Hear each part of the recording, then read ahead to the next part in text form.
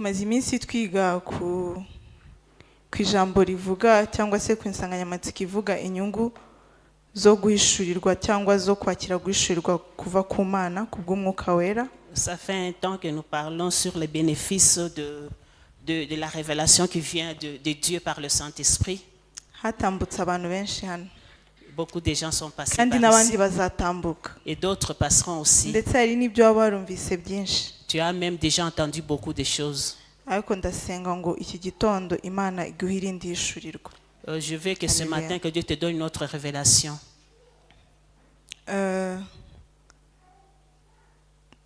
Turatangira tureba uburyo ki twakiramo ihishurirwa. Twakira ihishurirwa mu buryo butatu. Nous allons voir comment recevoir la révélation, et cette révélation nous la recevons de trois manières. Twakira ihishurirwa binyuze mu by'Imana yaremye. Nous recevons la révélation dans ce que Dieu a créé. Abantu bari hafi yawe. Les gens qui sont tout près de toi. Nature iri hafi yawe. La nature qui est tout près de toi. Ndetse n'ibiri kubera aho hafi yawe. Et tout ce qui se passe tout près de toi. So impamvu natangiye mvuga uburyo twakiramo guhishurirwa no kugira ngo mumenye ko kuri urugero urwo ari rwo rwose icyo waba uri kubona hafi yawe cyose gerageza ushake icyo Imana iri kubikubwiramo. Je suis en train de te dire comment toutes ces étapes que j'ai montrées, c'est pour que tu puisses voir la révélation tout près de toi, pour toutes ces choses qui t'entourent, que tu puisses voir dedans la révélation. Mugenzi wawe Imana yamunyuzamo icyo ishaka kukubwira. Dieu peut faire passer quelque chose, un message spécial à côté de toi, auprès de ton prochain. N'ibindi biremwe Imana yaremye ibyo ubona mu nzira ibyo Imana ikwemerera kubona Imana yabiguheramo ishurirwa. Et toutes les créatures, même toutes choses que tu vois en passant, Dieu peut te donner une révélation à travers cela. Ubundi buryo bwa kabiri twakiramo ishurirwa. Deuxième façon dont nous recevons la révélation, c'est dans la parole de Dieu. Ijambo ryayo riratubwira muri Yakobo ko iyo umuntu asomye ijambo akagenda icyo yasomye ntagikore amera nka wa muntu wirebye muri miroir akibagirwa ko hari icyo yabonye. Katuhasome ngo kuko uwumva ijambo gusa ntakore ibyaryo ameze nk'umuntu urebye mu maso he mu ndorerwamo. Car si quelqu'un écoute la parole et ne la met pas en pratique, il est semblable à un homme qui regarde dans un miroir son visage naturel. Amaze kwireba akagenda uwo mwanya akibagirwa. Et qui, après s'être regardé, s'en va et oublie aussitôt quel il était. Ijambo ry'Imana ni nka mirror ibiri imbere yawe. La parole de Dieu c'est comme un miroir devant toi. Uburyo turyakiramo ihishurirwa Imana ishobora kuguhana binyuze mu ijambo ryayo, ishobora no kugira icyo ikwereka binyuze mu ijambo ryayo. La révélation que nous recevons dans la parole de Dieu, c'est que Dieu peut te bénir dans cette parole ou encore te punir à travers cette parole. So mbivuze kugira ngo ijambo ryose ryanditse muri Bibiliya ntago ari ijambo gusa. Je dis parce que toute la parole qui est écrite dans la Bible, c'est pas une parole simple. Nagaruko bari bananiwe guhina amagambo ngo bandike ibyo wowe ushaka kwita ubonamo direction ako kanya. Ce n'est pas qu'ils n'ont pas vu que ils n'étaient pas capables de mettre des paroles que toi tu veux pour que tu puisses avoir dedans ta révélation. Turikunde turisome niho tuzakira guhishurirwa kuvuye cyangwa se guhanwa kuvuye mu ijambo ryayo. Que nous puissions lire, écouter et aimer cette parole pour que nous puissions avoir une révélation qui vient de cette parole. Ubundi buryo ni kubw'Umwuka Wera. Ubundi buryo twakiramo ishurirwa ni kubw'Umwuka Wera. D'autres façons dont nous recevons la révélation du Saint-Esprit. Reka dusome muri Yohana 16:13. Nous allons lire dans l'évangile selon Jean 16:13. Aravuga ngo uwo mwuka w'ukuri naza azabayobora mu kuri kose kuko atazavuga kubwe ahubwo ibyo azumva n'ibyo azavuga kandi azababwira ibyenda kubaho. Quand le consolateur sera venu, l'Esprit de la vérité, il vous conduira dans toute la vérité, car il ne parlera pas de lui-même, mais il dira tout ce qu'il aura entendu et il vous annoncera les choses à venir. Iyo umuntu avuze ijambo guhishurirwa wumva ko ari ikintu utaruzi agiye kukwereka cyangwa se ugiye kubona cyangwa ugiye gusobanukirwa. Haleluya. So hano rero ijambo ry'Imana yatubwira ngo Umwuka Wera naza azatumenyesha n'ibyenda kuza bya bindi utazi ko bigiye kuza, bya bindi utazi ko ese bizagenda gute. Yo ikaza ikaguhereza umutuzo, Mwuka Wera akaza akaguha umutuzo akavuga nawe ubu noneho nicyo gihe, tegereza, tuza, akaguhereza kwa gutuza muri wowe, niwe ukumenyesha ibyenda kuza n'ukuri kw'ibyo ugomba gukora. Quand quelqu'un parle de la révélation, tu sais que c'est quelque chose qui n'est pas encore venu. Alors quand le Saint-Esprit vient, c'est le Saint-Esprit qui nous donne la paix, nous donne d'avoir la paix dans cette révélation qu'il va nous donner. Katurebe ubusobanuro. Nous allons voir l'explication. Guhishurirwa kuva ku Mana ni uguhabwa cyangwa guhumekerwa cyangwa kumenyeshwa n'Imana ubushobozi ndengakamere birenze cyane ubumenyi waba warahawe, ibyo waba warigishijwe cyangwa se uko waba waratojwe.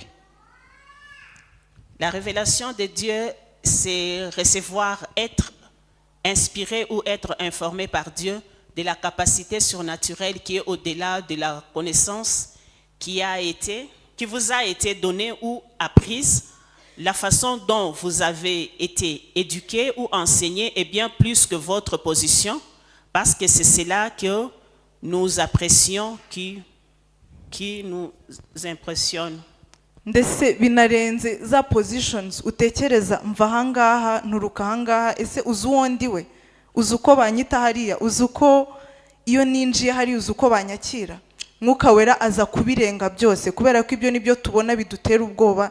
Umuntu anyuze hano arakangase kubera ko ari position runaka afite, kubera ko ndi umuyobozi ninyura hano ntago bari buvuge. Mwuka Wera arazi ibyo byose akabicisha bugufi, hama akaguhereza ihishurirwa, ukagira ubumenyi burenze iyo position n'ibyo waba uvuga ngo nuko nakuzwe ntozwa, nuko nguko mu rugo tumeze, nuko famille yanjye mbese meze.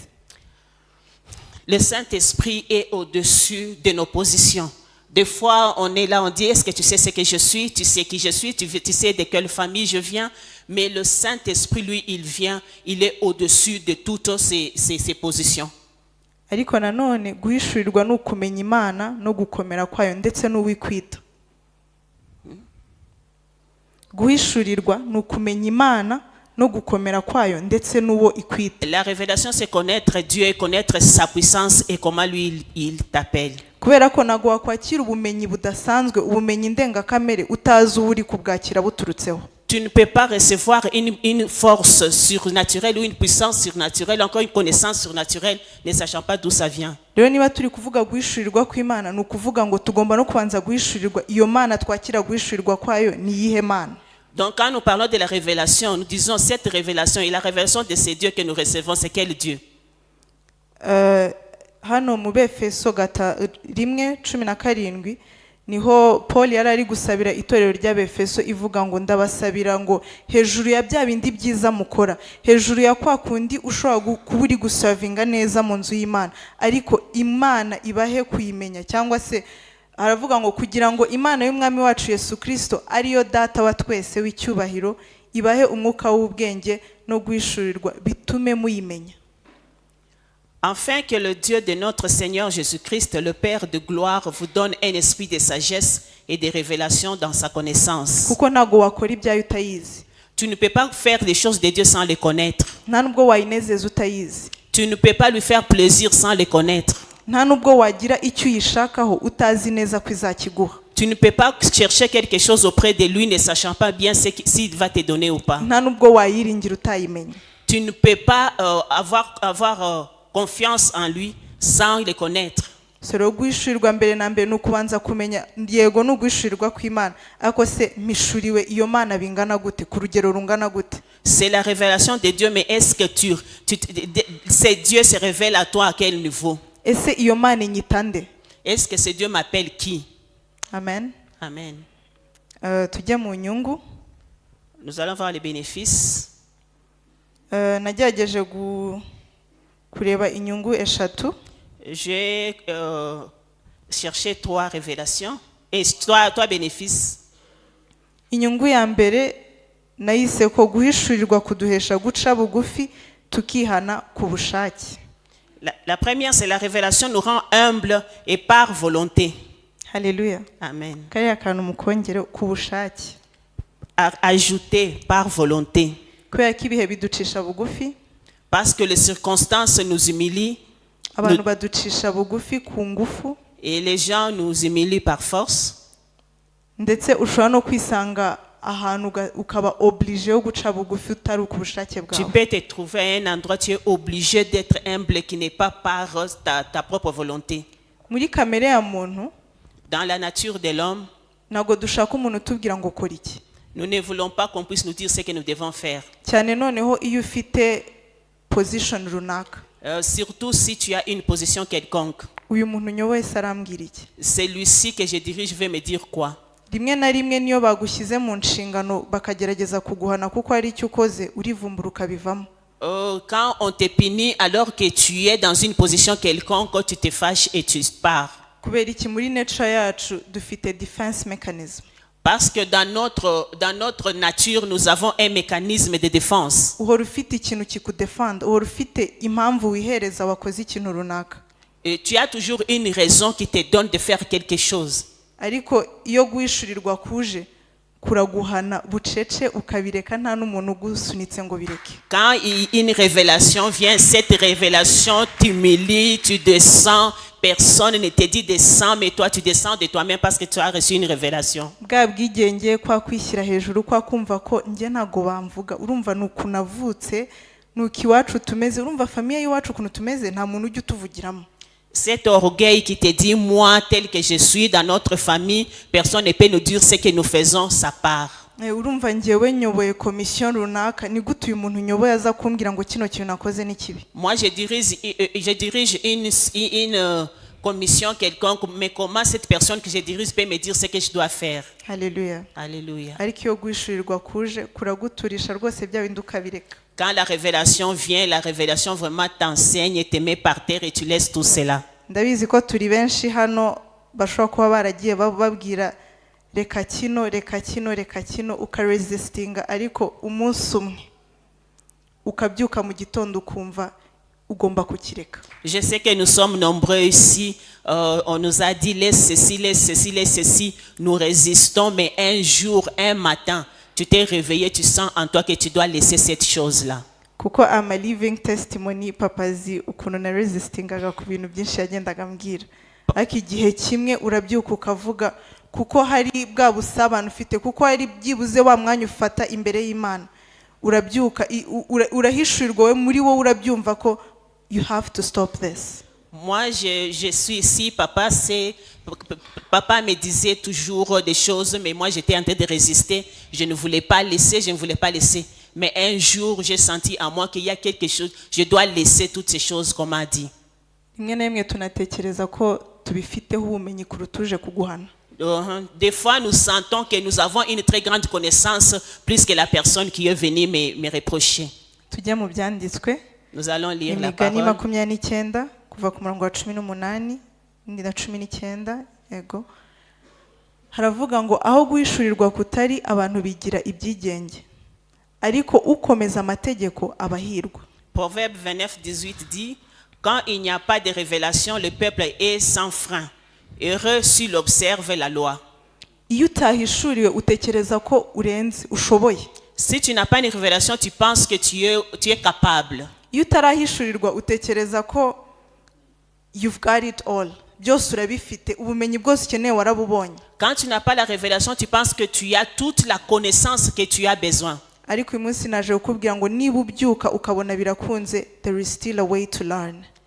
Donc quand tu te réveilles, aujourd'hui le matin, je te dis que quand tu te réveilles, tu vois que tout ce que tu veux, tu l'as.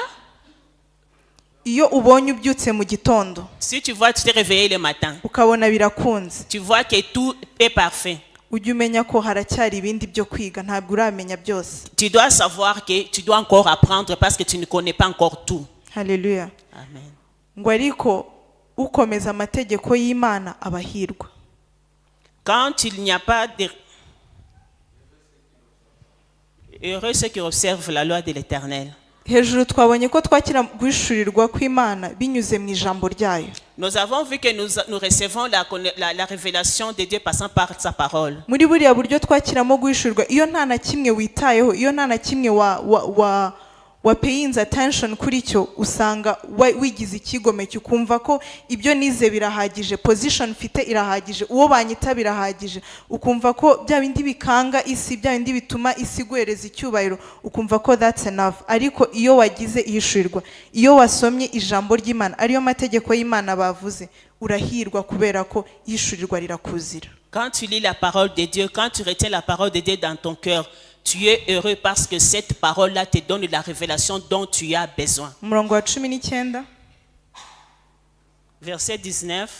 ikiretwa ntigihanishwa amagambo, n'iyo kiyumvise ntikiyitaho. Version nari mfite iravuga ngo umugaragu ntahanishwa amagambo, n'iyo ayumvise ntago ayitaho. La parole de Dieu nous dit que ce n'est pas par des paroles qu'on châtie un esclave. Même s'il comprend, il n'obéit pas. Buriya buryo butatu twabonye hejuru bwose turabukeneye. Nous avons besoin de toutes ces trois étapes que nous avons vues. Kubera ko papa ashobora kumbwira kino kireke, Papa peut me dire que laisse ça, nka resist. je résiste. Ariko ninjya mu ijambo ry'Imana rizankonfirmingira kimwe bambwiye. Si je pars dans la parole de Dieu, ça va me confirmer ce qu'on m'a dit. Kugira ngo mbisobanukirwe ibyo nasomye mu ijambo ry'Imana nuko wa mwuka wera azakansobanurira ko bya bindi wabwiwe nibingibi nakubwiraga. Pour que je comprenne cette parole, il faut que le Saint-Esprit vienne me dire que ce que tu viens de lire, c'est ce qu'on est en train de te dire. That is revelation. C'est une révélation. Niko Imana iduhana, niko Imana ituburira. C'est comme ça que Dieu nous conseille. Umurongo wa 21, Verset 21. umugaragu warezwe neza uhereye mu bwana bwe hanyuma azabera shebuja umwana. Les serviteurs qu'on traite mollement de l'enfance finit par se croire un fils. Version nari mfite yavugaga ngo iyo umugaragu yateteshejwe yigira ikigomeke. Il dit que si les serviteurs qu'on a traités mollement de l'enfance, il se fait... Il finit par se croire un fils. Iyo umugaragu cyangwa se iyo ugendeye muri kwa kuvuga ngo urumva nukunakuze nukunatojwe, iwacu nago bajya bambwira nabi, nge nago nkunda umuntu mpagarara imbere, nago nkunda umuntu hangara, bigera kuri point usanga warabaye rebellious. Donc, c'est-à-dire, quand tu dis que moi, c'est comme ça que je suis, on m'a élevé comme ça, c'est comme ça que je suis depuis l'enfance, tu te retrouves, tu es rebelle. N'ijambo ry'Imana ritwereka ko haraho tugera tukava ku rwego rwo kuba abana banombera ibiryo, tukageraho tubona abana bafata ibyo kurya bikomeye. La parole de Dieu nous dit que nous quittons le niveau d'être des enfants qui prennent du lait et des petites choses. Nous arrivons au niveau où les gens nous cherchons une bonne nourriture. Ku ruhande rumwe ushobora kumva ko Yesu warezwe neza, ntawe ukubwira nabi, ntawe ukubabaza, ariko at some point hari imiryango uri gufungurira umwanzi. De l'autre côté, tu peux dire que je suis bien élevé, je n'ai pas de problème, mais de l'autre côté, tu es en train d'ouvrir des portes à l'ennemi. Ariho haza kwigomeka, kutumva ko baguhanye, ukumva yuko you are always right. C'est là où ça vient la rébellion. Tu ne veux pas qu'on te punisse, tu penses que tu es dans la bonne voie. Ibyahishuwe 3:19 haratubwira ngo abo nkunda ndabahana, uwo nkunda ndamuhana, abo nkunda bose ndabacyaha, ndabahana ibihano, nuko rero gira umwete wihane. Apocalypse 3:19 nous dit, moi je reprends et je châtie tous ceux que j'aime. Aie donc du zèle et répands-toi. Iri jambo narizanye kugira ngo wumve ko niba wizera ko Imana igukunda, niba wizera ko uri umukunzi w'Imana, haracyari umwanya wo kugira ngo uhanwe. Uracyari muri position yo kuba umuntu yaza akakubwira ngo iki kintu ntago ari cyo. Si tu es un enfant de Dieu, si tu penses que Dieu t'aime, tu dois savoir que tu es encore dans une position où tu dois être châtié. Rero guhishurirwa kutuzanira guca bugufi. La révélation nous amène l'humilité. Apana kuko badusunitse. Ce n'est pas parce qu'on nous pousse. Ku buryo nuwo uri kuyobora ashobora kuza akakubwira ngo hano hantu ntago wakoze neza. Même celui dont tu diriges peut te dire que tu n'as pas bien fait ici. Uzarebe n'umwana muto cyangwa se bakiri bato. Et un petit enfant. Iyo umusanze yakoze amakosa cyangwa yibye, let's say yibye nk'isukari. Si tu trouves qu'il a fait une bêtise ou il a volé du sucre. Azashaka uburyo yidefanda kubwiye ko yayibye kuko yarashonje. Il va se défendre, il va te dire qu'il a pris ça parce qu'il a faim. Ako ntago bikuraho ko yibye. Ça n'explique pas pourquoi il a volé. rero we always have defense mechanism. Ça, c'est les mécanismes de défense. Nous l'avons toujours. Niyo mpamvu dukeneye ihishurirwa kugira ngo tujye kwidefanda ahubwo twemere guhanwa duce bugufi tureke ibyo tugomba kureka. Nous avons besoin d'une révélation pour que, au lieu de nous défendre, nous devons nous humilier et laisser tout ce qu'on nous reproche. Inyungu ya kabiri, Deuxième bénéfice, guhishurirwa kuva ku Mana kuduhesha kumenya impamvu yo kubaho kwacu bikaturinda kubaho uko tubonye cyangwa se kwigana abandi. la révélation de Dieu nous permet de connaître la raison de notre existence et nous empêche de vivre comme nous les voyons ou d'imiter les autres. Guhishurirwa kugusobanurira umwihariko wawe. La révélation t'explique Your uniqueness. Ok, la révélation te révèle que tu es unique. Rikwereka ko nubwo bose bakoze bino ugomba kuguma muri wa mwanya nyawo. Ça te dit que même si tout le monde fait ça, mais toi tu dois demeurer là où tu es. Rikwereka ko iyishirwa rikuzanira ko muri bya bintu ubonye hari icyo uri kubona cyo ugomba kuzaba. Donc dans toutes choses que tu as vues là, il y a quelque chose que tu dois être.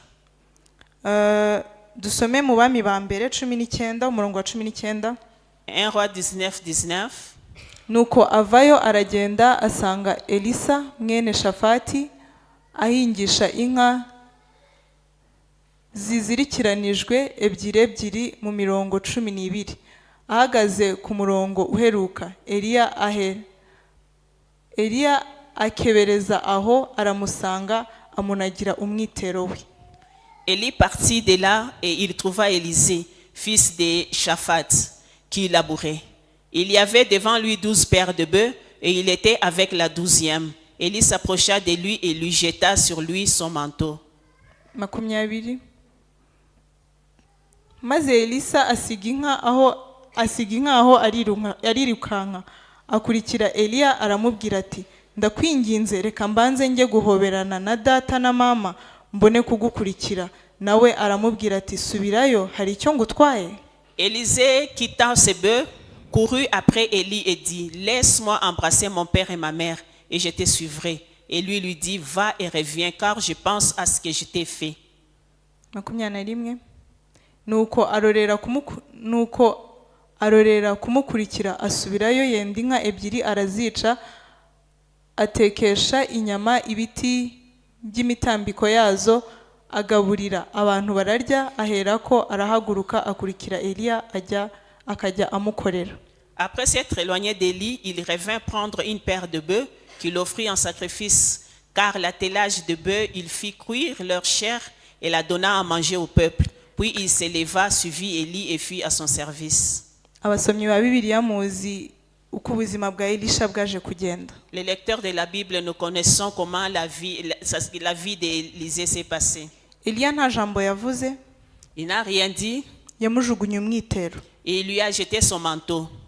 Iyo Elisha aza kuba ari hanze cyangwa se adafite ya connection na mwuka wera. Si Élisée n'avait pas cette connexion avec le Saint-Esprit, ashobora kuba yari kubibona nko kumujugunyira umwitero gusa. Il devrait penser que c'est lui jeter le manteau seulement. Ariko mu kumujugunyira umwitero yakiriye ihishurirwa rye amenya ko his destiny ni ugukurikira uriya mugabo. Quand on lui a jeté le manteau, il a compris que son destinée c'est de suivre cet homme. Kandi mu kumukurikira murabizi ko yaje kuba umuhanuzi ukomeye, yaje kuba umuntu ukomeye. En le suivant, il est devenu un grand prophète. Mu buzima rero nature nayo iratwigisha ibyo tubona hanze. Dans la vie, la nature nous apprend. Act imwe gusa cyangwa ntoya gusa ishobora kuguhishurirwa. Un acte seulement peut te donner une révélation. Niyo mpamvu natangiye mvuga ngo pay attention to whatever that is happening around you. Donc fais attention pour tout ce qui t'entoure. Wite cyane kubiri kubaho hafi yawe. Il faut faire attention avec tout ce qui t'entoure. Bamaso tureke kubaho nk'abatazi ko hari isi y'umwuka. Que nous puissions avoir les yeux pour voir tout ce qui se passe dans le monde spirituel.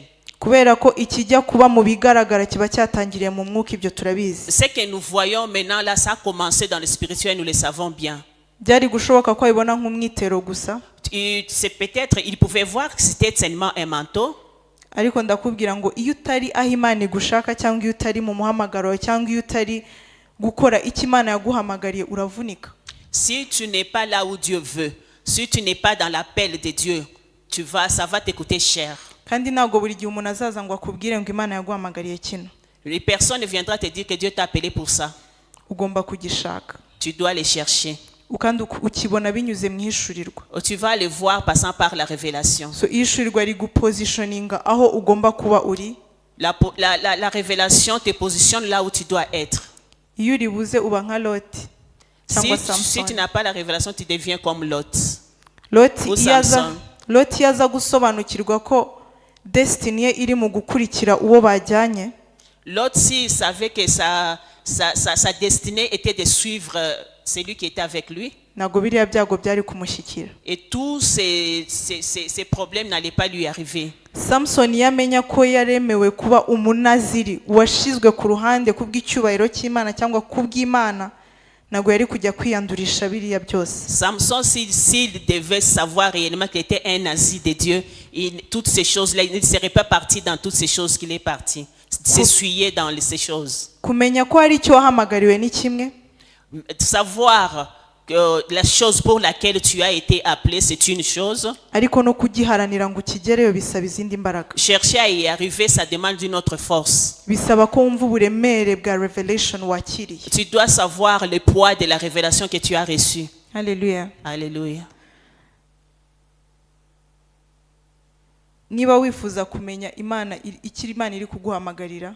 Si tu veux savoir la chose pour laquelle Dieu t'a appelé. Niba wifuza kubaho ubuzima utari kuvunika. Si tu veux avoir une vie simple. Hari indirimbo nkunda ivuga ngo gukora umukoro utari uwanjye ni ugutsindwa. J'aime une chanson qui dit que quand je fais le devoir qui n'est pas mien, j'échoue. Byaba bibabaje twarakurikiye Imana all this time. Ça fait mal quand nous avons suivi Dieu pendant tout ce temps. Ariko kuri wa munsi ugasanga icyo waremewe ntago ari cyo wakoze. En ce jour-là, tu trouves que tu n'as pas fait la chose pour laquelle tu as été créé. Kandi nyamara warabayeho uvunika. Alors que tu as beaucoup travaillé, tu as peiné. Warabayeho ibintu byose ari ukurwana. Tu as combattu pendant tout ce temps. Nta kindi cyaguha gukora ikintu uri satisfied wumva ko ariho ko kugomba kuba ukakibamo utuje ni mu guhishurirwa. Donc, toute chose que tu vas faire, tu sens en toi que tu es satisfait ou tu es posé, ça passe dans la révélation. Nshuti zanjye, nshuti z'Imana, dushake ihishurirwa riva ku Mana kugira ngo tureke kubaho tuvunitse. Mes amis, les amis de Dieu, cherchons la révélation qui vient de Dieu pour que nous ne puissions pas nous fatiguer. Niba waba harahamagariwe kuririmba, si tu es appelé à chanter, ushobora kuzajya gukora ikindi kintu, ushobora gukora protocole ntumare n'iminota 3 uri kuyikora. Tu peux faire le protocole, mais tu ne peux même pas faire 3 minutes en le faisant. Hari umuntu wambwiye wari uri kumpa urugero anshirira uducupa 3 tw'amazi imbere. Quelqu'un m'a donné un exemple en mettant devant moi 3 bouteilles d'eau. Arambwira ngo iyi niyo nzira ikuganisha kuri destiny yawe. Il a dit c'est la voie qui t'amène vers ta destinée. Iyo wagize Imana ukamenya icyo Imana iri kuguhamagarira. Si tu as eu la grâce de connaître la chose pour laquelle Dieu t'a appelé, c'est une bénédiction. Ariko iyo utekereje ko Imana ikomeza ikakwihanganira ugeze kuri step ya mbere ugasa nk'ugiye ku ruhande. Si tu penses que Dieu va supporter tes caractères depuis les premières étapes jusque devant, igihe ntago gihagarara. Le temps ne s'arrête pas. Nugaruka nushaka gusubira muri wa murongo uzaza kuri step ikurikiyeho by that time. Quand tu veux retourner sur cette voie, tu vas retourner sur les premiers pas. Ushobora kwibaza ngo ibyo nasize bishobora kuba byari ibyo byiza cyane. Tu peux croire que ce que je laissais derrière moi, c'est ce qui était bien. Cyangwa se nabyo byari kumpa imbaraga kugira ngo nkomeze kuri iyo nzira ya gatatu. Ou bien ça devait aussi me donner la force pour continuer sur cette troisième voie. Birasaba kuguma muri présence y'Imana. Il faut que tu restes dans la présence de Dieu. Birasaba kugira intimacy na Mwuka Wera. Ça te demande de l'intimité avec le Saint-Esprit. Kugira ngo izo steps zose ube available at the right time. Pour que tu puisses passer dans toutes ces étapes au bon moment. Kubera ko umunsi wasimbutse imwe. Parce que quand tu sautes un, yarambwiye ngo iyo ugarutse ukomereza aho Imana igeze nta gusubira inyuma. Quand tu vas retourner, tu vas continuer là où Dieu est arrivé, tu ne retournes pas en arrière. ndabifuriza ko buri wese yamenya inzira what is next. Il faut que tout le monde, je suis en train de vous souhaiter que tout le monde connaisse ce qu'il doit suivre et l'étape suivante. Kandi ntago wamenya intambwe ikurikira udafite guhishurirwa utabihishuriwe. Tu ne peux pas connaître l'étape suivante si tu n'as pas la révélation. Kubera ko ni ibintu bibera mu mwuka. Parce que ce sont des choses qui se passent spirituellement. hanyuma bikaza kwigaragaza nyuma ariko byamaze gukorwa. Et ça vient se réaliser après, se manifester après, alors que ça s'est déjà passé dans l'esprit. Inyungu ya gatatu, Troisième bénéfice, guhishurirwa kuva ku Mana kuduhesha imbaraga n'ubutware ndengakamere ziri hejuru y'ibiturwanya cyangwa ibiduhangayikisha cyangwa se ibiduhinyuza. la révélation qui vient de Dieu nous donne la force surnaturelle au-dessus de toutes ces choses qui nous attaquent dans la vie. Tugitangira twabonye ko guhishurirwa nabwo ari ukubanza kumenya ese iyo Mana nakiri hishurirwa diva kuri yo ni Mana ki. En commençant, on a vu que la révélation que nous recevons de Dieu, nous nous demandons quel est ce Dieu auprès de qui j'ai reçu cette révélation. Dufite ibituraza tudasinziriye. Il y a des choses qui nous font manquer le sommeil la nuit. Dufite ibyo wibaza ati ese ejo bizagenda gute. Tu te demandes comment est-ce que ça va se passer demain. Ariko iyo wamaze kumenya how big is your God, ubigenda hejuru. Quand tu sais la grandeur de ton Dieu, tu passes au-dessus de toutes ces choses. Ntago wajya imbere yayo kuyisaba ngo Mana ntsindira iki ngiki utarabasha guhishurirwa ko ishoboye kugitsinda. Tu ne peux pas aller devant Dieu pour dire que Dieu, je veux que tu puisses me donner la victoire dans cette chose si tu ne sais pas que lui, il est victorieux au-dessus de tous ces problèmes. Imbaraga zo kugenda hejuru y'ibiduhinyuza, imbaraga zo kugenda suko bidahari. La force là, ce n'est pas que ça n'existe pas. Suko ibyo bikubuza amahoro bidahari. Des choses qui te font manquer la paix existent toujours. Suko nibyo ureba ukabona ntuzukune ejo bizagenda suko bidahari. Toutes ces choses qui peuvent te faire manquer la paix demain existent toujours. Birahari. Existent toujours.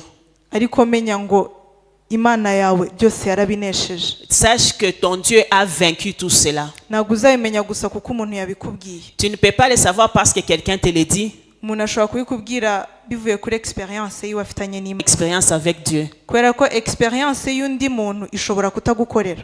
L'expérience d'une autre personne ne peut ne pas faire dans ta vie. Uko undi muntu abikora bishobora kutagukorera. Comme d'autres personnes ont fait, ça peut ou ne pas faire dans ta vie. Ukeneye personal revelation. Tu veux la révélation personnelle. Tu veux la révélation personnelle. Ukeneye revelation ku giti cyawe kugira ngo ushobore kubigenda hejuru. Tu as besoin d'une révélation personnelle pour passer au-dessus de toutes ces choses. Hallelujah. Alléluia. Turabona urugero rwa Abraham, Imana imusaba gutamba Isaka. Nous voyons l'exemple d'Abraham que Dieu lui demande de sacrifier Isaac.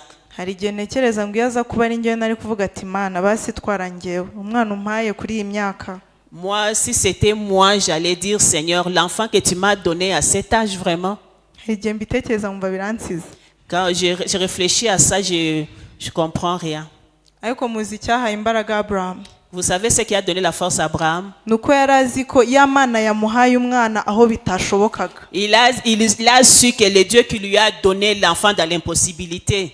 Ntagizananirwa kumuha undi nawe namuhereza Et il n'est pas incapable de lui donner l'autre même s'il est sacrifié celui-là. Alléluia. Alléluia. Iyo usomye ijambo ukavuga ngo nshobozwa byose na Kristo m'imbaraga. Si tu lis la parole qui dit que je puis tout par Christ qui me donne la force. Warangiza wagera ku ruhande byajya kubuka vuga ati Mana none ndapfuye ndabigenza gute. Après tu pars à côté, tu dis Seigneur, qu'est-ce que je vais faire? Je suis fini. Mu byukuri iryo jambo warisomye nk'amagambo gusa. Donc cette parole, toi tu l'as lu comme une parole seulement. Niyo mpamvu natangiye mbabwira ngo buri jambo ryose dusoma muri Bibiliya rifite icyo riri kukubwira. C'est pour cela que je dis que toute parole que nous lisons dans la Bible a un message pour nous. Dusome muri Samuel wa mbere. Nous allons lire dans le premier livre de Samuel. Igice cya 17 umurongo wa 36. Chapitre 17, 36. Haravuga ngo nuko ubwo umugaragu wawe yishe intare n'idubu uwo Mufilisitiya utakebwe azapfa nk'imwe muri zo kuko yasuzuguye ingabo z'Imana ihoraho. C'est ainsi que ton serviteur a terrassé les lions et l'ours et il en sera du Philistin de cet incirconcis comme l'un d'eux, car il a insulté l'armée de Dieu vivant. 37. Dawidi arongera aravuga ati uwiteka wandokoye mu nzara z'intare n'idubu azankiza no mu maboko y'uwo mufilisitiya. Nuko Sawuli abwira Dawidi ati ngaho genda uwiteka abane nawe. David dit encore, l'Éternel qui m'a délivré de la griffe du lion, de la patte de l'ours, me délivrera aussi de la main de ces Philistins. Et Saoul dit à David, va et que l'Éternel soit avec toi. 38.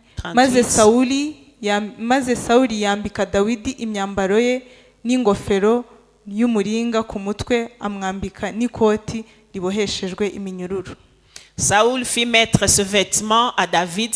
Il plaça sur sa tête un casque, des reins et les revêtit d'une cuirasse. Dawidi hano bamwambitse uko bamenyereye kurwana.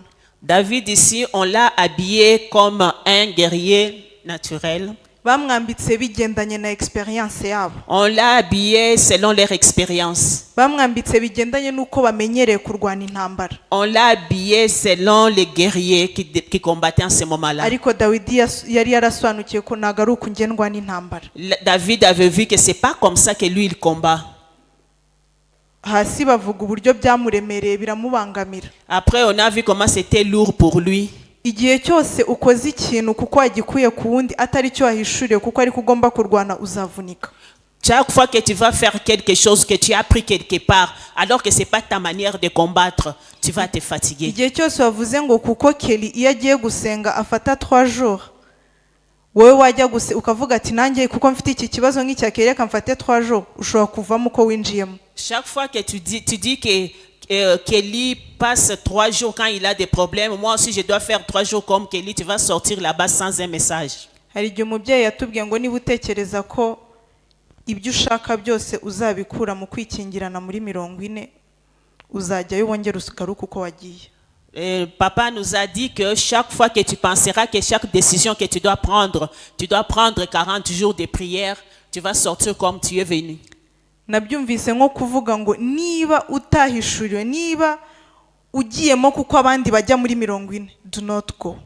Donc si tu pars comme les autres, nkuko abandi bagenda ntugende. Donc tu pars comme les autres sont partis. Ne va pas si tu ne sais pas ce que tu es en train de faire là-bas. Niyo mpamvu navuze ngo ukeneye ihishurirwa ku giti cyawe. Ese ndwana intambara gute bitewe n'icyo nahamagariwe? Tu as besoin d'une révélation à toi. Tu as besoin de combattre de ta propre manière. 39. 39. Dawidi ahera ko yambara inkota ku myambaro ye agerageza kugenda kuko yari atarayigeramo. Dawidi abwira Sawuli ati simbasha kujyana ibi kuko ntabimenyereye. Nuko Dawidi arabyiyambura. 40. David ceignit l'épée de Saoul par-dessus ses habits et voulut marcher, car il n'avait pas encore essayé. Mais il dit à Saoul, je ne puis pas marcher avec cette armure. Je ne suis pas accoutumé. Et il s'en débarrassa. Hari ahantu Imana igusanga ukakirishurirwa ari kubwira ngo this is not your place to be. Hari ahantu Imana igusanga ikakubwira ngo aha ntago ari ugomba kuburi. Il y a là où Dieu te rencontre et te dit ce n'est pas ici que tu dois être. Impamvu biri kukuvuna bitewe n'uriwe ntago naguhamagariye kurwana gutya. Tu ne peux pas y arriver parce que toi tu ne peux pas te battre comme ça. Bitewe naho nshaka kukugeza ntago naguhamagariye kwicara hano hantu. Je vais t'amener à un endroit et cet endroit ne te permet pas de rester là où tu es. Nyamara warabibwiwe kenshi n'abantu. Alors plusieurs personnes t'ont déjà dit cela. Nyamara bagiye bakubwira ngo aha ntago ari ugomba kunyura, uku ntago ari ugomba kugenda, aha ntago ari ugomba kwicara. Alors qu'on t'a déjà dit que tu ne peux pas passer par ici, tu ne peux pas être ici et tu ne peux pas t'asseoir là. Ariko ihishurirwa ryaje. Alors quand la révélation vient, wiyambura kwa kundi bya bindi wakuye ku bandi. Tu vas enlever toutes ces choses que tu as pris auprès des autres. Wiyambura kwa kundi watekerezaga ko arizo mbaraga zo kurwana. Tu vas te dépouiller de toutes ces choses que tu pensais que c'était la force du combat. Kuko wamaze kwakira ihishurirwa rikwereka uko ugomba kurwana. Parce que tu as reçu une révélation qui va te montrer comment te battre. Bitewe n'uwuriwe. Suivant ce que tu es. 40. Ahera ko asingira inkoni arayitwaza yitoraniriza amabuyenge 5 mu kagezi ayashyira mu ruhago rw'imvumba y'abashumba yari afite, kandi yari afite umuhumetso mu ntoki, nuko yegera Umufilisitiya. Il prit en main son bâton, choisit dans le torrent 5 pierres polies. Il les mit dans sa gibecière de berger et dans sa poche. Puis, sa fronde à la main, il s'avança contre les Philistins. Twihuse tuzi uko Dawidi yishe Goliath. David a tué Goliath, il a vaincu. Yamwicishije ibuye. Il a tué avec une pierre polie. Icyamuhaye uko gushira amanga, ndatekereza atunguka n'Umufilisitiya yarumiwe. Na Goliath yaravuze, aka kana izi ngabo zose zatinye, aka kana kitwaje iki? Le courage que David avait quand il est venu devant les Philistins, Philistin lui-même était étonné pour dire, mais qu'est-ce que ce petit garçon vient faire devant moi? Ariko Dawidi yari cyo yari yicaranye. David, il savait ce qu'il devait faire. Yari yarahishuriwe ko Imana yagiye imuvana hahandi. Il savait que Dieu qui l'a donné la victoire de l'autre côté. Imana yagiye imukura mu maboko y'idubu ikamuhesha izo mbaraga. C'est Dieu-là qui l'a sauvé devant l'ours, il lui a donné la force. Anahishurirwa yuko umuntu agiye kurwana nawe ntago yakebye. Il a compris que la personne avec qui il doit se battre n'est pas circoncis. Guhishurirwa ko ibiri kukurwanya ntago bifite priorité ku Mana nk'iyo ufite. Et il a eu la révélation que les choses avec lesquelles il se bat n'ont pas de priorité devant Dieu. Guhishurirwa ko mu Mana uri umutsinzi ndetse no kurusha abo ukuri kubareba abandi. La révélation que en Dieu tu es plus que vainqueur. Murabizi uko Dawidi yishe Goliath. David, comme vous le savez, a tué Goliath. Mu bwenge bwacu nk'abana b'abantu ntago byumvikana kuntu umugabo w'igihanganye ko amuvuga muri Bibiliya, njye mba numva ntaranabona umuntu umeze gutyo. Par notre intelligence, cet homme-là, ça ne se comprend pas qu'il soit tué de telle manière. Hege nigeze kubwira umushuti wanjye turi kuvuga kuri Goliath, mbona Goliath yameze nk'ikamyo. Moi, quand on parlait de Goliath, je voyais qu'il était comme un camion. Comme on parle de lui, ce n'est pas quelqu'un de normal. Quand on parle de David, je vois un petit enfant. Je vois un petit enfant devant un camion. How can you explain that? Tu ne peux pas expliquer cela. Nuko Dawidi yari yaramaze guhishurirwa Imana yanjye ni Imana ki. David avait la révélation de son Dieu, qui est son Dieu réellement. Yari yaramaze guhishurirwa ko Imana yanjye, Imana yagiye inambutsa bino ikanambutsa bino, ntago iri bunanirwe kungabiza uyu Mufilisitiya utaranakebwe. Le Dieu qui m'a fait traverser ça et ça et ça là-bas, il va me donner aussi cet incirconcis. Bavuga ko Dawidi yari umugabo ufite umutima nk'uw'Imana. On a dit que David c'était un homme qui avait le cœur de Dieu. Nekereza ko muri uko kugira umutima nk'uw'Imana harimo no kuba yari yarasobanukiwe neza how big is his God. Avoir un cœur comme le cœur de Dieu, il avait vraiment une révélation de connaître la grandeur de son Dieu. Naje kubabwiza ukuri ngo numara gusobanukirwa icyo Imana yawe ishoboye. Si je te dis la vérité que si tu as la révélation de ce que ton Dieu est capable de faire. Nukomeza gushaka cyane, kwinjira cyane gushaka kumenya how big is your God. Si tu entres en profondeur pour connaître la grandeur de ton Dieu, you will live a happy life. Tu vas avoir une vie heureuse. Kubera iki? Pourquoi? Kubera ko ijambo ryo riratubwira ngo ibigeragezo bizaza kandi ni bya rusange. La parole de Dieu nous dit que les tentations ou les obstacles vont venir et c'est beaucoup. Ariko riratubwira ngo ntago azaguha icyo udashoboye. Dieu ne peut pas te donner ce dont tu n'es pas capable. So wikumva ko wowe birangiye wapfuye kuko byagenze gutya. Ne pense pas que tu es fini comme on le dit. Niba ijambo ry'Imana rivuga ngo abana n'umwanda uva ku Uwiteka. Si la parole de Dieu nous dit que les enfants sont les flèches qui viennent de l'Éternel. Rikongera rikatubwira ngo umugisha w'Imana ntawe uwuhejweho. Rikongera rikatubwira ko umugisha w'Imana ntawe utawubonaho. Il nous dit que chacun a part à la bénédiction de Dieu. Kubera iki wiheba? Pourquoi tu te décourages? Kubera iki wumva ko byarangiye? Pourquoi tu penses que c'est fini? Sindagera muri icyo gihe ariko nekereza ko bibabaza cyane. Je ne suis pas encore arrivé à ce niveau-là, mais je pense que ça fait mal. ariko imbaraga zawe ni uguhishurirwa yuko umugisha w'Imana ntawe utawubonaho nawe igihe kizaza ubone. Ta force, c'est de savoir que la bénédiction de Dieu arrive à tout le monde. À ton tour, tu en auras. Urarwaye, Tu es malade.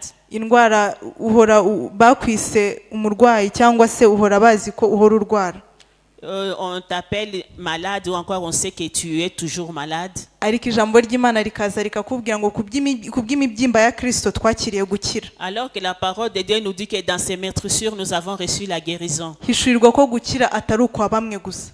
Il faut que tu aies la révélation de savoir que la guérison n'est pas pour les uns seulement. Igihe cyawe kizaza. Ton heure arrivera.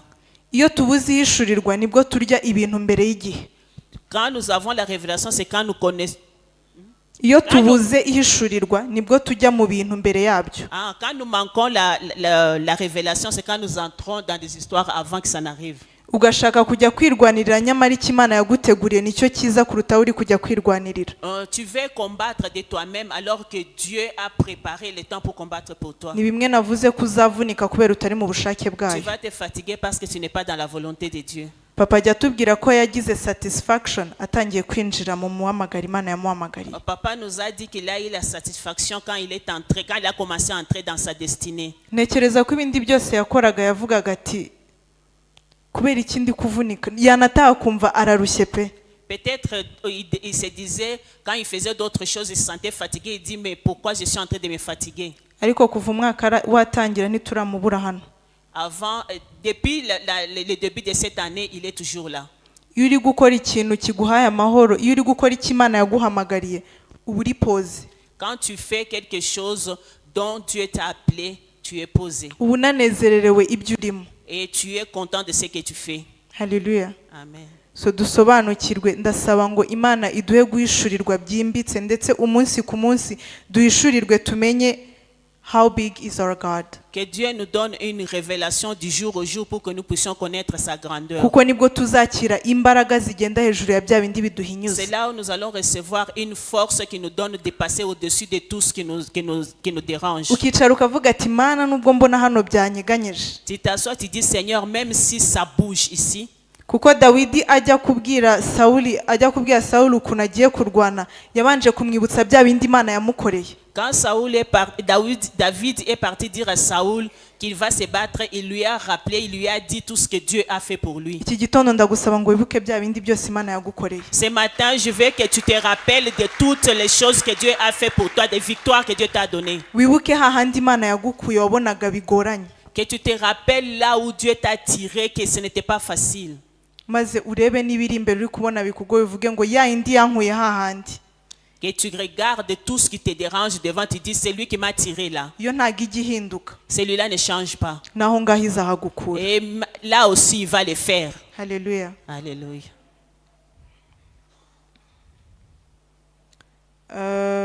Dusome mu bami dusoza abami ba mbere 17. Nous allons lire 1 Roi 17. Murongo wa 8. Verset 8. Bukeye ijambo ry'Uwiteka rimugeraho riti. Alors la parole de l'Éternel lui fut adressée en ces mots. Haguruka ujye i Sefati haba Isarefati haba Sidoni abariho uba. Hariyo umugore w'umupfakazi niwe ntegetse kugutunga. Lève-toi, va à Sarepta, qui appartient à Sidon, et demeure là. Voici, j'y ai ordonné à une femme veuve de te nourrir.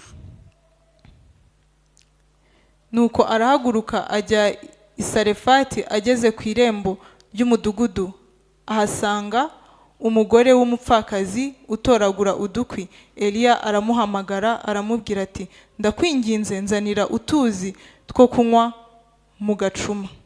Il se leva et il alla à Sarepta. Comme il arriva à l'entrée de la ville, voici, il y avait là une femme veuve qui ramassait du bois. Il l'appela et dit, va me chercher, je te prie, un peu d'eau dans un vase afin que je boive. Ntekereza ko ngewe bambwiye ngo ngende mbwira umuntu hariya ngo niwe uri bungaburire namugera iruhande ngasanga ari gutora inkwi byaba birangiye. Moi, je pense que si on me disait que cette personne va me donner à manger, j'arrive, je trouve que cette personne est en train de ramasser les bois, je ne peux même pas m'approcher de navuga la ati se personne. uyu muntu nawe inkwi ari kuzitora arangaburira iki, Je dis, cette personne qui ramasse, qu'est-ce qu'il va me donner? arampa iki koko? Qu'est-ce qu'elle va me donner vraiment? Ariko Eliya yari azi Imana imutumye. Mais Élie savait le Dieu qui l'avait envoyé. Eliya yari yaramenye umubwiye ngo genda, Élie savait celui qui lui a dit va. kandi nimba imbwiye ngo ningende iraza kwironyera. Et si celui qui m'a dit de partir, lui, celui-là, il va donner, il va pouvoir. Ngira ngo njye nashobora no kureba inzu twinjiyemo nkavuga ati oya pe, Je peux regarder la maison dont nous sommes entrés. J'ai dit, mais qu'est-ce qui se nkavuga passe? ati urumva nta kibazo ko nshakira ahandi, J'ai dit, bon, il n'y a pas de problème, je vais chercher autre part. cyangwa se nkavuga ese ahantu hose hari inzara, n'uwo nsanze nta kuntu yimereye, ndi hano gukora iki? Et puis je dis, partout il y a la faim. Même là où je suis, la personne n'a rien. Qu'est-ce que je suis venu faire ici? Twihuse hano harimo character ebyiri. Et ici, il y a deux caractères. Hari character ya Eliya, Il y a le caractère d'Élie, hari n'uwo mupfakazi. il y a aussi cette veuve. Njye ndi uwo mupfakazi nari kuvuga uyu ko aje kundira uturyo twanjye nari nsigaje n'umwana biragenda gute? Comme veuve, je pouvais dire, c'est lui qui vient manger cette nourriture qui reste pour moi et pour mon enfant. Qu'est-ce qui se passe? Ariko yaravuze ngo kuko ya Mana namenye yavuze, Et elle a dit, parce que c'est Dieu que je connais, a dit. kuko ya Mana ingejeje ahangaha ikintunze n'umwana wanjye yavuze, C'est Dieu qui m'a amené jusqu'ici, qui m'aime comme son enfant a dit. ndabikora uko yabivuze. Je vais le faire comme il a dit. Dukomeje hari aho yaramubwiye ngo afite agafu gato n'utuvuta dukeya. En continuant, il a dit que j'ai un peu de farine et un peu d'huile. Ni ukuri nari no kugira impuhwe Il allait ngo vraiment nitwo voir nsigaje pitié. twanjye n'umwana wanjye turi burye twarangiza tugategereza kwipfira. Moi, c'est ce que je reste, ce qui me reste pour moi et pour mon enfant à manger. Nous allons mourir après. Njye nari no kumugirira impuhwe avuga basi turye, njye nta. Moi, j'allais lui dire, bon, manger, mais moi, je ne peux pas. Ariko hari igihe Imana ituma ukora ibirenze ibitekerezo byawe kubwishurirwa wakiriye. Il y a ce que Dieu te donne qui dépasse son intelligence à cause de la révélation que tu as reçue. Ku bandi bishobora kugaragara nk'ubupfu, Auprès d'autres personnes, on peut voir que tu es insensé, ariko wowe uzi icyo wakiriye. mais toi, tu sais ce que tu as reçu. Turabizi ukuntu byaje kugenda, yarabimukoreye umupfakazi ntabwo yongeye kubura ibiryo mu nzu ye. Nous savons comment ça s'est passé quand la veuve a fait ce que Dieu avait dit. La veuve n'a plus rien manqué dans sa maison pendant toute cette période de sécheresse. Kumvira ihishurirwa rizakugeza ahantu utigeze utekereza. Si tu reçois la révélation et tu marches dans la révélation, ça va faire pour toi des choses que tu ne penses même pas. Kwakira ihishurirwa bizagushyira muri position utigeze wibonamo. En recevant la révélation, tu seras dans une position dont tu n'es jamais été auparavant. I am a living testimony. Je suis un témoignage vivant. Ntabwo nigeze nibona mpagaze. Ntabwo nigeze nibona mpagaze hano. Moi, je ne pensais pas me voir ici devant. Nashoboraga kujya muri mirror. Je peux aller dans le miroir. This is crazy, ariko that's how it used to be. Nashobora kujya muri mirror nkireba nkafata Bible nkiyigisha. Je peux aller dans le miroir, je prends la Bible et je commence à m'enseigner moi-même. Ndetse naho nigaga China hari n'abanyitaga mama pastor. Là où j'ai étudié, les autres m'appelaient maman pasteur. Ariko ntabwo nigeze nibona mpagarara hano. Moi, je ne me voyais pas devant l'église. Mva nzajya ngarukiraho gushima gusa. Je voyais que je pouvais seulement remercier Dieu par ici. Na famille babitekereza naravuze ati mumbabarire.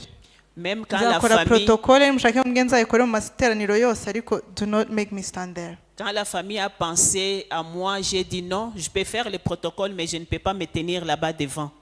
Ariko ndashima Imana ishoboza. Je remercie Dieu qui nous rend capables. Ndashimana ko ibizi ngo igihe runaka ndi kugutegurira. Je remercie Dieu qui sait qu'à un certain moment, je suis en train de te préparer. Ngira ngo abenshi muri mwe cyangwa se nako most of all Je pense que beaucoup d'entre vous, ntangiye kugaragara vuba. vous m'avez vu récemment. Ariko naje hano muri 2015. Je suis arrivé ici en 2015. nanava ku ishuri papa yamagarikishije hano anshimira ananyakira. Quand je suis revenu de mes études, papa m'a appelé ici pour me remercier. Ariko ntekereza ko iyo numvira umutimanama, iyo numvira Mwuka Wera, Je pense que si je n'avais pas écouté le Saint-Esprit, mba nararenze hano mpagaze. je devais être... Si j'aurais écouté le Saint-Esprit, j'aurais dépassé ce niveau ici. Ibi mba narabikoze mbere. Je pouvais faire ça, j'aurais fait ça avant. Cyangwa se ndi no kubikora uyu munsi ariko hari ibyo nari kuba narakoze muri iyo period. Peut-être je le fais aujourd'hui, mais j'allais peut-être le faire bien avant. Ariko ndashima Imana ko iyo yagukunze irinda n'umutima wawe. Je remercie Dieu parce que quand il t'aime, il garde ton âme. Nubwo ushobora kuvuga ngo ndahantu sindi gukora ibyaha, nta nubwo bibi, nshobora kuba ndi in a wrong position cyangwa se in a wrong place. Tu peux être à un endroit, tu dis je ne fais rien, je ne fais pas de mal, je suis à un bon endroit, je suis à un mauvais endroit. Ariko ku muntu usenga by'ukuri, pour quelqu'un qui prie réellement, Imana izaguhishurira ko that is not where you are supposed to be. Dieu va te révéler que là où tu es, ce n'est pas là où tu devrais être. Ndashima Imana kubwihishurirwa. Je remercie Dieu pour la révélation. Mpagaze hano kubwihishurirwa. Je suis ici à cause de la révélation. Nshoboye guhagarara nkafata mikoro nkababwira kubera ihishurirwa. Je peux me tenir ici, prendre le micro et enseigner par la révélation. Kubera ko nshobora kuba nari kuba ndahandi. Peut-être je pouvais être autre part. Cyangwa se mfunze. Peut-être qu'on m'a arrêté. Apana kuko hari amakosa nakoze. Pas à cause des fautes que j'ai fait. Ariko kuko icyaje kujyana abandi muri prison kinsanganye nabo. À cause de ce qui a mené les autres, m'a trouvé ensemble avec eux. Cyangwa se icyansanze mu mwanya ntagomba kuba ndimo ikije urugero haguye imvura hakaba umwuzure. Par exemple, s'il y a l'inondation pendant la pluie, iyo mvura ikagwa muri Gikondo. La pluie là, il a plu à Gikondo. Kandi ngomba kuba ndi muri Kanombe muri uwo mwanya. Et moi, je devrais être à Kanombe en ce moment-là. Ikizatwara abanyagikondo nanjye kizantwara. Ce qui va amener Gikondo, moi aussi, ça va Nago kizita ko ndi umunyakanombe. Nago ça kizita va ko pas mbi dire Kanombe. que je suis quelqu'un de Kanombe. So kubwihishurirwa Imana ikwereka aha niho ugomba kuburi. Par la révélation, Dieu te montre que voilà là où tu dois être en ce moment. Ndashima Imana cyane. Je remercie Dieu kubw'iryo hishurirwa nsoza. Pour la révélation en terminant. Nasoje mvuga ngo menye icyo Imana ivuga. Je termine en disant que sache ce que Dieu dit. Menye icyo waremewe, icyo Imana igushakaho. Sache pour la chose pour laquelle tu as été créé et ce que Dieu veut de toi. Wifate icyo ubonye cyose kuko Imana irahishura. Ne prends pas tout ce que tu vois devant toi parce que Dieu révèle. Niyo umuntu atakubwira uraryama ukabyumva ko uri umunyakuri imbere y'Imana. Même si personne ne te le dit, toi en dormant, tu sais que tu es en vérité devant Dieu. Wowe kiranukira Imana gusa. Toi, sois juste devant Dieu. Nta usiga undi. Personne ne va te laisser. Shaka Imana. Cherche Dieu. The revelation will find you. La révélation va te trouver là où tu es. Hallelujah. Alléluia. Imana ibahe umugisha. Que Dieu vous bénisse. Amen. Amen.